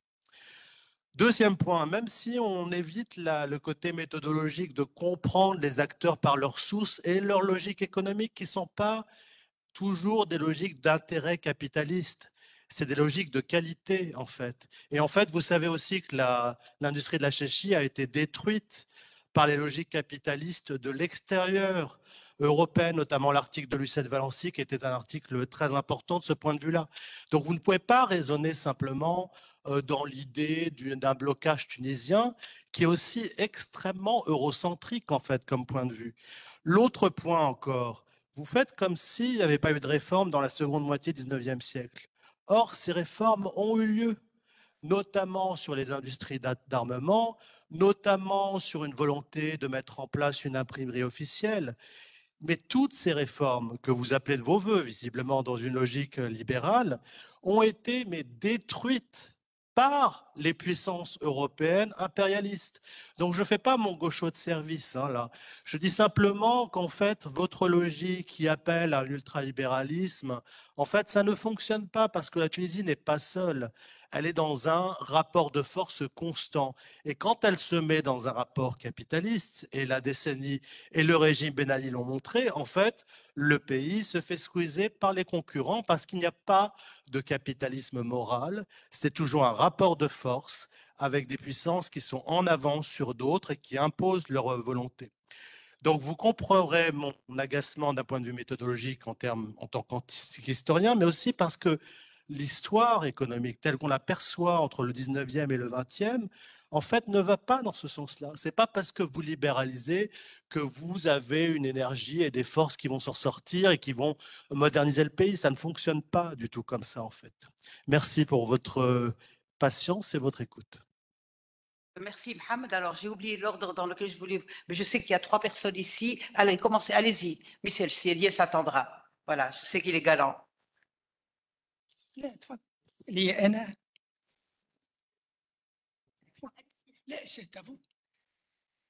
Alors, c'est docteur Anissa Marawi, je suis médecin. Et déjà, félicitations pour les interventions et pour la modération féminine, ça fait plaisir. Alors, moi, j'ai 2 petites questions, en fait. Alors, moi, votre conclusion a attiré mon attention, parce que vous avez dit que, en fait, l'implication politique, justement, de Mzali l'a lésé. C'était ça, en fait, un peu, a lésé son image culturelle, autrement, il aurait pu être une icône. Alors, ma question est, est-ce que l'élite devrait donc économique, culturelle, est-ce qu'ils devraient donc ne pas s'impliquer dans la politique? Et si ce n'est pas eux qui s'impliquent, alors que deviendra la politique? La deuxième question, c'est pour M. Marakchi. Alors, vous avez dit que les ruptures se font d'une manière violente. Alors, est-ce qu'il y a d'autres moyens un peu moins violents pour faire ces ruptures et favoriser les évolutions économiques dans des pays qui ont justement ce grand problème? Merci. Merci beaucoup. Je voudrais juste apporter quelques petits éléments rapides ou témoignages en ce qui concerne l'admiration et la relation particulière entre Mohamed Salah Hamzali et Khayr ad-Din, père et fils. Je pense que ce n'est pas un hasard que c'est au moment où il est nommé ministre que Mohamed Salah Hamzali adopte la barbe à la manière de Tahar Khayr ad-Din, alors même que cette barbe n'est pas du tout dans le paysage tunisien de l'époque. Donc c'est anecdotique. L'autre élément, si on regarde la trame d'Au fil de ma vie, elle suit un peu la logique des mémoires de Kheireddine également. Et les mémoires de Kheireddine sont dédicacées à mes enfants, et les mémoires de Mohamed Salah Hamzali sont dédicacées à mes petits-enfants. Alors, je sais qu'un certain nombre sont dans la salle, donc je les salue, et ça me fait le lien avec l'intervention suivante, c'est que grâce à l'accord des petits-enfants, l'ensemble des publications qu'a cité, mentionné tout à l'heure, Siad El Ben Youssef, est désormais accessible en ligne. Vous avez le QR code, donc, pour que tout le monde puisse y accéder très largement. Et puis enfin, une petite remarque pour Enis Marakchi, et je remercie évidemment les trois intervenants. Alors, dans sa préface à sa thèse, il indique que cette citation de Gustave Le Bon, dans laquelle il appelle à des transitions en douceur, savoir se dégager des traditions lentement, je crois, est une condition de progrès, et tout en appelant à les respecter aussi au moins graduellement. Toi, Enis, tu parles de rupture. Est-ce qu'il n'y a pas une troisième possibilité qu'il illustre d'ailleurs dans ses mémoires, qui est celle de la pédagogie? Il raconte cette anecdote que je trouve savoureuse. Il est ministre du Commerce et vient le voir le représentant des producteurs d'huile de Tunis et qui lui dit, voilà, on voudrait que le ministère du Commerce, en gros, nous donne le monopole de l'huile parce que nous sommes suffisamment bien organisés pour pouvoir servir tout le pays. Et Mohamed Salah Hamzali lui répond en lui disant, c'est une excellente idée, malheureusement vous êtes arrivé un tout petit peu trop tard, je viens de faire la même chose pour le représentant de Bizerte. Bon, évidemment, c'était une boutade, mais c'était pour montrer que finalement, si on sert les uns, on va desservir les autres. Donc, évidemment, encore une fois, c'est une anecdote, mais est-ce que la voie de la pédagogie, à grande échelle, non pas simplement avec un individu, comme dans l'anecdote que j'ai présentée, n'est pas aussi un moyen de faire évoluer les situations? Et puis je crois que tu en sais quelque chose d'ailleurs.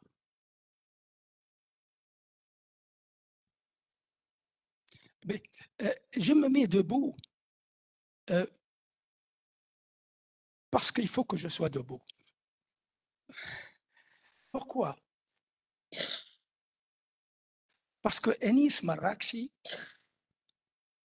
c'est une pensée révolutionnaire. Enis Marakchi n'a pas été bien présenté. C'est, à mon sens, l'un des économistes les plus créateurs et les plus inventifs que nous ayons en Tunisie. Enis Marakchi est polytechnicien et il a fait INSAE. Il travaille dans la haute administration française et il s'intéresse beaucoup à la Tunisie. Enis Marakchi est un militant de la Tunisie. Sa préoccupation fondamentale est à la pointe de ce que la Tunisie, de ce que les économistes tunisiens ont produit. Enis Marakchi est opposé à la rente. Et notre système est un système rentier. Aucun des économistes tunisiens dont je suis n'a produit un travail aussi inventif et qui met le doigt sur le mal tunisien. Malheureusement, il n'a pas beaucoup produit, mais ce qu'il a produit est fabuleux. Il a fait un travail pour examiner le grand capitalisme tunisien. Et sur ce grand capitalisme tunisien, il a analysé les interpénétrations et il a montré que c'est un système clos, fondé sur la rente, les privilèges, et qu'il est excluant. C'est un travail remarquable. Sur la base de ce qu'il a fait, mais un travail, comment dirais-je, fortement argumenté, parce qu'il a analysé le système, le grand capitalisme tunisien, les grandes familles. Il a montré qu'elles se servent mutuellement et qu'elles s'autoservent. Celles qui ont les banques n'accordent des crédits qu'à leurs amis ou qu'aux entreprises qu'elles ont sous leur contrôle. Et que le capitalisme tunisien est un capitalisme d'exclusion. Donc, ce qu'il a en mire, c'est la rente, le système rentier qui est excluant. Et vous avez vu qu'il articule ça à notre propos, Mohamed Salah Hamzali. Est-ce que vous avez entendu une analyse de ce type? Il montre comment Mohamed Msali est un précurseur. Donc, j'estime, je voulais lui rendre hommage, vous faire connaître ce garçon qui est extrêmement prometteur pour nous, les Tunisiens. Et voilà. Et pour insister aussi sur l'originalité de l'analyse qu'il porte sur la personne qui nous importe aujourd'hui, qui est Mohamed Salah Mzali, et qui parle de l'élite tunisienne. Voilà, c'est ce que je voulais dire. Donc, à vous la parole, puis Salsabil, puis Habib, et puis on donnera l'occasion à nos trois intervenants d'intervenir. Bonjour, je vais me permettre de me mettre debout comme vous, parce que je suis vieux. Donc moi, je me présente, je suis Dr Draif, je suis médecin, chimiste et historien de l'oralité. Anis, c'est un fils pour moi. On a eu toute une journée à Paris où on a parlé de ces problèmes. Moi, j'ai 3 fils qui ont fait les grandes écoles. Le deuxième était celui que vous avez appelé à terminer le RFR en Tunisie. Vous vous rappelez de ce ingénieur des ponts et chaussées. Mon fils aîné est PDG de la plus grande boîte d'intelligence artificielle actuellement aux États-Unis. On a parlé de rente. Et je voudrais commencer par la rente. Nice a dit que le corporatisme est anti-révolutionnaire et que la révolution consiste à casser les corporatismes. Eh bien, Ali, je te rappelle qu'en France, en 1791, la France révolutionnaire a promulgué une loi qui s'appelle la loi Le Chapelier et qui interdit les corporatismes.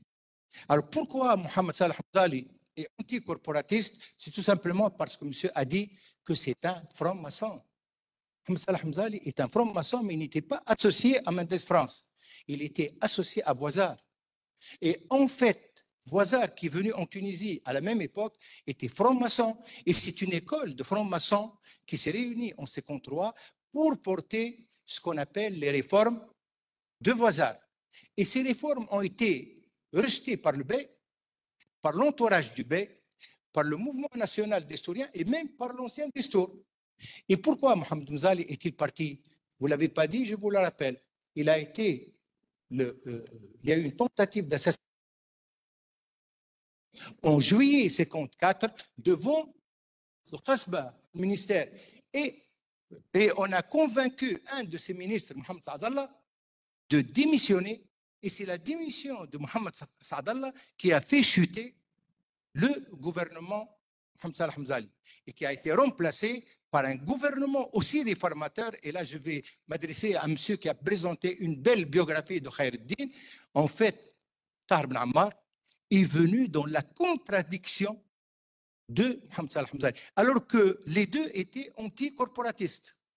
Alors maintenant, pourquoi Mohamed Salah Hamzali est un homme grand intellectuel, un syndicat comme nous, un double casquette pro-coloniale, coloniale et post-coloniale? En fait, c'est l'esprit Khayreddin. Et moi, je m'insurge contre le fait de toujours dire que Khayreddin a fait Sadiqiyya. Non, il a fait une première Sadiqiyya. Sadiqiyya qui est là n'est pas l'œuvre de Khayreddin. Mais prenez-vous, c'est l'œuvre d'un résident général, René Millet, un ami tunisien, dont la femme a fait le lycée de la rue de Pacha, le premier lycée féminin au sens strict. René Millet a fait l'avenue de Carthage, l'avenue de Paris, le Belvédère, et il a aidé le premier convoi de leaders tunisiens qui sont partis en 1920 en France, après le congrès de Versailles. Sa femme a reçu Tahar Ben Ammar et toute l'équipe qui est partie pour négocier un peu, de mettre la Tunisie dans l'esprit du 14e point de Wilson, le droit des peuples de disposer d'eux-mêmes. Alors pourquoi Khayreddin? En fait, Khayreddin est un réformateur né. Khayreddin dit toujours: je suis musulman, je suis ottoman, Et en troisième lieu, je suis tunisien. Et en fait, Khayr el-Din, c'est l'esprit des Tanzimet ottomans de 1939, de l'édit des réformes de 1956 et surtout du premier parlement et de la première constitution ottomane. Khayr el-Din est un pur produit du 19e siècle qu'on appelle le siècle des crises. Henri Laurence vient de publier un grand livre, La crise des Orients, et je termine là-dessus. Khayr el-Din, en fait, Mohamed Salah Hamzali sont deux personnages identiques. Khayr el-Din est un Mohamed Saleh qui a réussi, Mohamed Mzali est un Khayr el-Din qui a échoué, et merci. Merci beaucoup. Vous voulez bien passer à Salsabil, puis à Habib, et je voudrais que les intervenants aient le temps de répondre. Merci. Salsabil. Aïchek, merci. D'abord, je voudrais remercier Bet El Hekma d'avoir organisé cet après-midi autour d'une figure malheureusement méconnue et marginalisée, Mohamed Salah Hamzali. Et je voudrais aussi une requête à faire, puisque professeur Ahmar Benden a dit qu'il y avait beaucoup d'ouvrages, en fait, qu'on avait beaucoup écrits sur la question évoquée cet après-midi, qu'il y a la réédition de 12. On gagnerait beaucoup à voir ces sources rééditées, notamment la thèse de Ahmed Saqa. La juriste que je suis est particulièrement intéressée par cela. Je ne vais pas être long. Des instruments de travail. Pardon, Des absolument. instruments de travail. Tout à fait, tout à fait.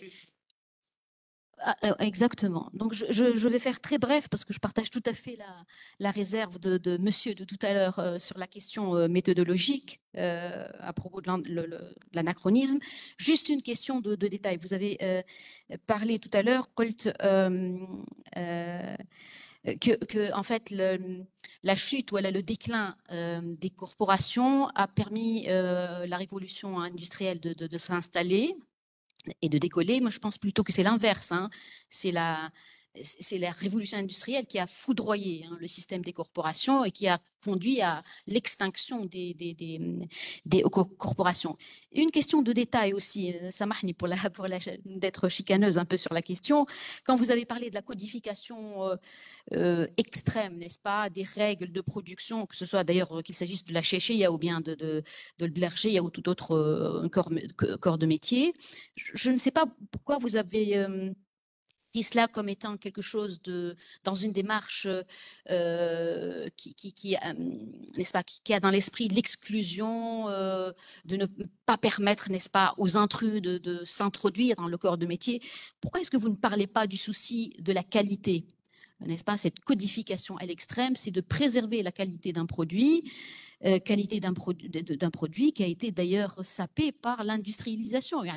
Aujourd'hui, au contraire, il y a tous les produits, Fitoun ou ailleurs, tous les produits qui reviennent aux règles anciennes de production, aux matériaux anciens, sont des produits qui sont nobiliers et donc qui prennent de la valeur. Moi, je pense au contraire que la codification est extrêmement importante pour la conservation du métier et pour la conservation de la qualité du produit. Merci encore, Anis, pour cette remarquable intervention.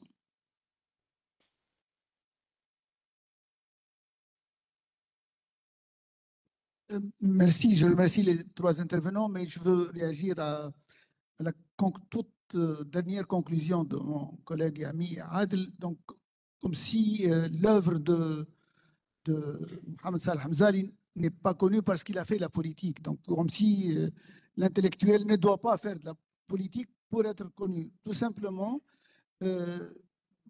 c'est toute cette science produite notamment dans la revue tunisienne, comme dans l'Ibla, et aussi des fois même la première version des cahiers de Tunisie était considérée par l'université, du temps où j'étais il y a 45 ans ou 50 ans étudiant, comme il y avait l'anathème sur cette production comme étant c'est une science coloniale. Et donc aujourd'hui, c'est mis en ligne. Et si ce colloque se tient, c'est parce que le savoir, même produit en temps de la colonisation, restera un savoir, et tout le travail de François Pouillon pour dépoussiérer nos démarches, notre vision sur cette production qui s'est faite en temps de l'organisation, elle fera partie toujours de notre historiographie, la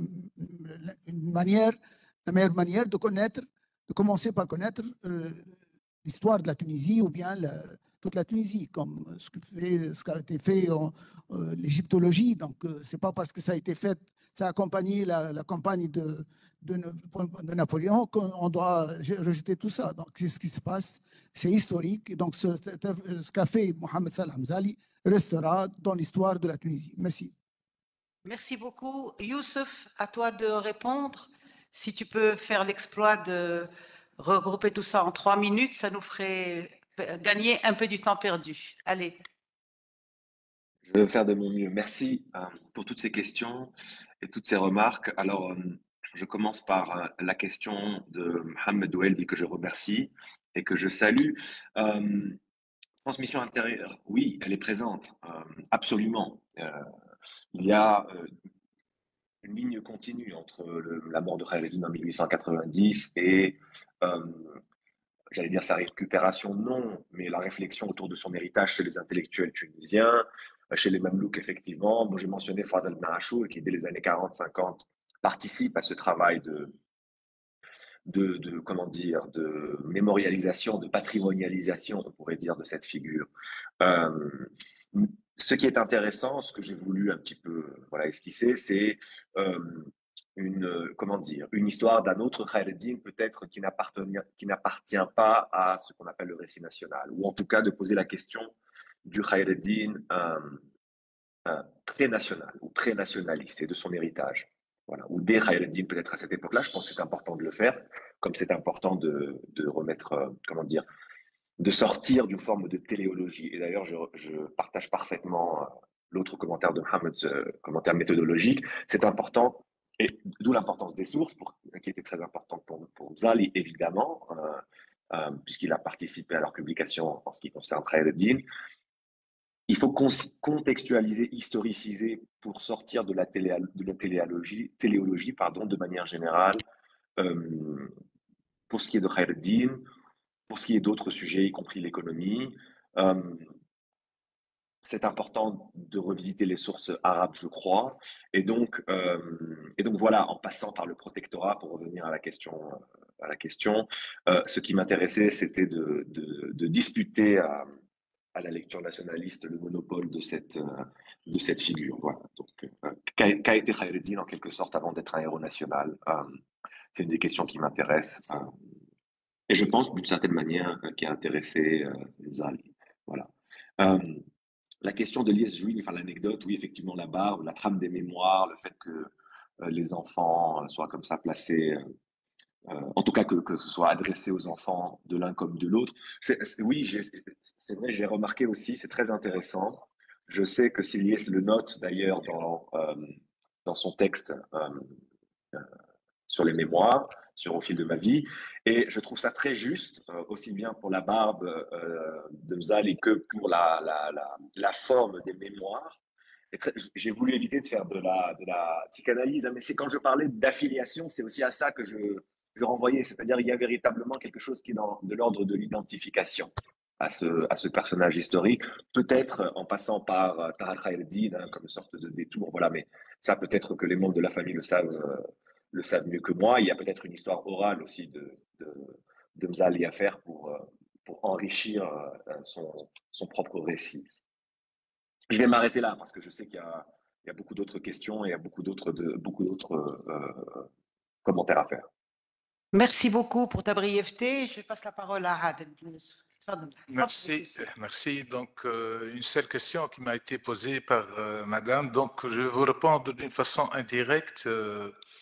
En passant donc chez Mohamed Mzali, l'ancien Premier ministre des années 80, il était ami ses enfants aussi à sa maison donc à Asqanes. Il m'a dit donc c'est difficile pour un intellectuel de faire, c'est-à-dire un équilibre entre le politique donc et le culturel.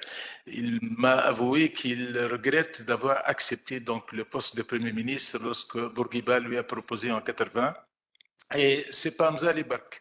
أنا أقول شو قل لي حرفيا دخلت الوزاره الاولى يوم 26 افريل 1980، نشوف التصاور نتاع رؤساء الحكومه، نشوف سي محمد صالح مزالي باللبسه الرسميه وكذا. شعرت على الاقل كونه المستير عطات زوز وزراء ولا هما سي محمد صالح مزالي وانا، وقعدت نتساءل زعما يكونش مصيري كيما سي محمد صالح.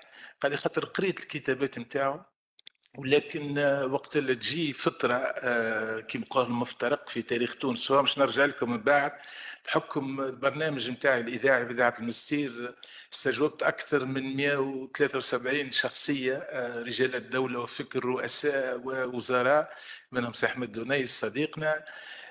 يقولوا لي وقت تزلق الزلقة بفلقة في السياسة، معناها قل لي ندمت المعاناة 16 عام خارج على مرته وولاده وتعرض للمشاكل. مرجع كان 2001، المشاكل المادية اللي عاشها، المشاكل النفسية هذه كلها باش تنجم توفق. يقول لي أنا مون سونس، يقول لي فير كيما نقولوها لا برودكسيون كولتوريل، فير دونك لا كولتور ميو كو فير لا بوليتيك. قال لي تنجم تشهر خاطر عنده هو اللجنة الأولمبية الدولية، هي وصلته حتى عضو كيما نقولوها مدى الحياة، وعرف الناس وعرف العباد. قال لي كان قيت في التعليم، قيت في الثقافة، ما يصير ليش هذا الكل اللي صار لي خاطر الواحد. نفس الشيء يقولوا لي سي حبيب الصيد، سي الياس فخفاخ، سي مهدي جمعة. يقول لي لو فات باش تقبل بوست بريمي مينيستر في الكونتكست نتاعنا هيستوريك دابري 2011، شفتوا سي حبيب الصيد كيفاش خرج في البرلمان، قالوا له ما تخرج ولا نمرمدوك. معنى الكلمة اللي قالها له نور الدين بن تيشا، يقول لك ما ننساش يبكي وقت اللي يقولها نحاوروا فيه، معناها يبكي. صعيب باش توفق كسياسي كرجل ثقافة باش تخدم بلاد فيها اتجاهات سياسية مختلفة، فيها مكان. شنو سي حبيب؟ لا نحكي لك على الكونتكست بعد 2011 انا سي الحبيب، فهمت؟ على كل en tant que homme de lettres, homme de culture, donc c'est pas donc permis donc ce qu'on appelle les failles à caractère politique, comme le vient de le dire donc monsieur. Donc c'était un contexte miné, qui m'appelle un contexte très difficile. Le fait d'accepter un poste comme premier ministre en 1954, c'était donc un génocide. C'était donc c'est la fin. Donc il aurait pu mieux faire donc s'il n'avait pas accepté ce poste. Merci beaucoup. Fadal Sianis, si vous pouvez répondre aussi le plus brièvement possible. Merci. Je sais que vous avez besoin d'un peu plus de temps. Merci beaucoup.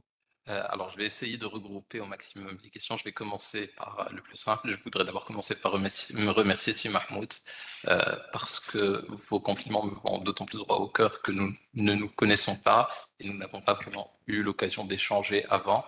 Et ça fait du compliment. Enfin, le compliment me touche d'autant plus. Merci beaucoup.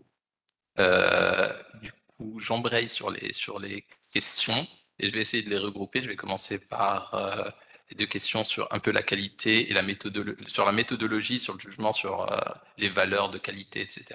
Donc sur la méthodologie, je ne suis pas un historien, vous l'aurez remarqué, je suis un économiste. Ça veut dire que mon intérêt premier n'est pas de remettre les choses dans leur contexte. Mon intérêt premier est que les Tunisiens qui vivent aujourd'hui à 4 000 $ par habitant vivent demain à 40 000 $ par habitant comme les Sud-Coréens ou à 65 000 $ par habitant comme les Américains. C'est ça mon intérêt. Mon intérêt, c'est que demain, quand vous allez faire les courses, vous n'achetez pas un paquet de lait, on vous dit vous n'avez pas le droit à un deuxième, un paquet de sucre et pas le droit à un deuxième, un paquet de café et pas le droit à un deuxième. C'est ça mon intérêt. Mon intérêt, c'est que quand vous voulez acheter une voiture, vous pouvez. Quand et que quelqu'un n'a pas à mettre 20 ans de SMIC pour pouvoir acheter la toute première voiture. Et pour ça, je regarde les politiques économiques d'aujourd'hui et qu'est-ce qui a fait dans le passé pour qu'aujourd'hui, on ait ces politiques économiques-là qui créent de la pauvreté. Je ne juge pas les hommes du passé, mais je regarde les politiques qu'ils ont mises en place et leur impact sur nos politiques d'aujourd'hui. Eux, ils ont peut-être l'excuse hier de ne pas savoir, peut-être. En tout cas, nous, on ne l'a pas. Et aujourd'hui, nous sommes en train de faire un mal à nous-mêmes et à nos enfants. en ne faisant pas en sorte que demain il soit à 40 000 $ par habitant et à 65 000 $ par habitant. Donc, pour revenir sur le mercantilisme et la logique de qualité, comme je l'ai dit un peu dans ma présentation, il y a des logiques morales au mercantilisme. Les valeurs que j'ai citées, les valeurs de parenté, de confiance, de protection, de tradition, de coopération, ce ne sont pas de mauvaises valeurs. Ce sont même, on peut dire, des valeurs positives. Elles créent de la pauvreté. Elles créent de la pauvreté. C'est des morales qui se valent. C'est des morales différentes. L'une crée de la richesse, l'autre crée de la pauvreté. Je pourrais même dire que la concurrence, c'est péjoratif moralement. La coopération, c'est mélioratif moralement. Et pourtant, la concurrence crée de la richesse et la coopération crée de la pauvreté. Je vais au-delà du jugement moral. Je parle juste de règles économiques. C'est ce qu'on a observé. Donc oui, il y a une vraie logique de la qualité et du respect de la qualité, et les émines ont été longtemps connus pour leur probité. Ça n'empêche qu'on mettait mettre un bébé à la mamelle. C'est compliqué de dire que ça permet une meilleure qualité. Ça n'empêche que des ouvriers de 20 ans connus pour la qualité de leurs produits étaient empêchés de devenir maîtres. Ça n'empêche aussi que la qualité n'est pas le but ultime de la production économique. Ça veut dire que quand les chachis, en 1950, les chachis tunisiennes, de meilleure qualité que les chachis autrichiennes, étaient produites à 20 francs l'unité, alors que la chachia autrichienne était produite à 1,5 franc, la chachia tunisienne pouvait durer 10 ans, 20 ans, et la chachia autrichienne durait que la moitié de cette période-là. Et bien, tout le monde, en sachant cela, préférait la chachia autrichienne, beaucoup moins chère, parce qu'on ne nourrit pas un peuple de produits de luxe. On ne nourrit pas 6 milliards de personnes de produits de luxe, et même pas 10 millions de personnes de produits de luxe. Oui, l'artisanat peut faire du luxe, mais et là je recite Mohamed Salah Mzali, ce n'est pas de mise en scène que se nourrit un peuple. Il ne saurait être question dans l'esprit d'un service public bien compris d'entraver l'évolution de toute une société pour le plaisir de contempler du pittoresque. Je comprends la qualité, mais si la qualité et si l'artisanat nécessitent d'exclure de la vie économique une grande partie de la population, d'interdire le progrès pour exister, alors je préfère qu'il n'existe pas. Je lui donne le droit d'exister, pas de souci, qu'il existe, mais il n'a pas le droit d'entraver les autres pour exister. Comme l'industrie pour exister n'a pas le droit d'interdire aux autres d'exister. Donc ça, c'est sur la question de la qualité. Enfin, sur la dernière partie qui est le rapport de force entre puissances, je ne vais pas rentrer dans le fond du débat, mais je veux juste dire quelque chose. Aujourd'hui, nous avons moins de 10% des terres arables de Tunisie qui sont correctement enregistrées dans le livre foncier. Aujourd'hui, si vous avez 2 camions, vous ne pouvez pas faire une activité de transport pour autrui. Vous devez avoir 1 camion ou 6 camions. Aujourd'hui, si vous voulez ouvrir un compte en banque ou fermer un compte en banque ou faire un virement ou recevoir un virement ou vous déposer un chèque ou émettre un chèque ou quoi que ce soit, vous payez des frais, alors que la plupart des pays avancés, c'est complètement gratuit. Réglons ça, réglons ces problèmes-là que personne ne nous impose. Réglons ces problèmes-là que personne ne nous impose. Ce n'est pas l'impérialisme américain, ni français, ni britannique qui nous impose de garder la plupart de nos terres dans des sortes de vides juridiques où on ne peut ni les acheter, ni les vendre, ni les louer, ni rien en faire. Ce n'est pas ni l'impérialisme soviétique, je ne sais quel autre impérialisme, qui fait qu'aujourd'hui, la plupart des activités économiques sont interdites, que je n'ai pas le droit, moi, aujourd'hui, vous n'avez pas le droit d'exporter, de vendre de votre huile d'olive ou faire de la calligraphie et de l'exporter, que vous n'avez pas que l'agriculteur, celui qui fait pousser du blé, et je veux lui acheter son blé, on s'est mis d'accord sur un prix, je n'ai pas le droit de le lui acheter, il n'a pas le droit de me le vendre, et on n'a pas le droit de discuter même du prix. Ça, ce n'est pas l'impérialisme qui nous force à faire ça. C'est nous qui avons décidé de ces règles-là. Réglons ça d'abord et voyons si on n'arrive pas à faire comme les Sud-Coréens qui en 1960, ce siècle, après la Deuxième Guerre mondiale, ils étaient plus bas que nous. Quand on voit les écrits de l'époque qui parlent des Sud-Coréens, on parlait d'un peuple indolent, qui ne savait pas travailler, qui n'avait aucun espoir dans son pays, qui croyait que son pays allait disparaître. Regardons aujourd'hui les Sud-Coréens. Faisons ça. Et après, si on n'y arrive pas, on pourra blâmer l'impérialisme. Mais d'abord, il y a, je pense, beaucoup à blâmer chez nous avant avant de chercher les causes extérieures. Pour finir avec les questions de Madame Enissa Essiliès, je n'ai pas dit que les ruptures se font obligatoirement de manière violente. J'ai dit que les ruptures se faisaient obligatoirement de manière radicale. Le radicalisme et la violence, c'est deux choses différentes. On peut radicalement changer un système sans verser une goutte de sang. C'est vrai que ça arrive souvent qu'il y ait des gouttes de sang, mais ce n'est pas obligatoire. Ce n'est pas obligatoire et il y a des exemples. Donc, il y a des moyens pas violents de le faire. La violence n'est pas obligatoire. Par contre, le radicalisme l'est. À mon sens, c'est mon sens. Et le radicalisme n'empêche pas, pour répondre à Siliès, justement, je suis personnellement un démocrate et je pense que ce radicalisme-là, le changement radical des règles, vient après, comme ça s'est fait en Europe. En Europe, le radicalisme de la Révolution française s'est fait après tout un siècle où des philosophes ont écrit et où toute la société était convaincue que le mercantilisme nuisait à leur intérêt. Le travail d'aujourd'hui, c'est de tous ensemble de voir notre réalité et de comprendre en quoi notre système, nos règles nuisent à nos intérêts et nous maintiennent dans la pauvreté. Et une fois qu'on sera convaincu, on changera radicalement les règles. C'est par la conscience générale, une sorte de démocratie unanime, on changera radicalement les règles. L'un et l'autre ne sont pas opposés. Voilà. Je pense que j'ai répondu à l'ensemble des questions. Merci beaucoup d'avoir été aussi... Alors, nous avons une pause café, n'est-ce pas, si Mahmoud, une pause café. D'accord? Et on reprend à 17h15, s'il vous plaît. Merci.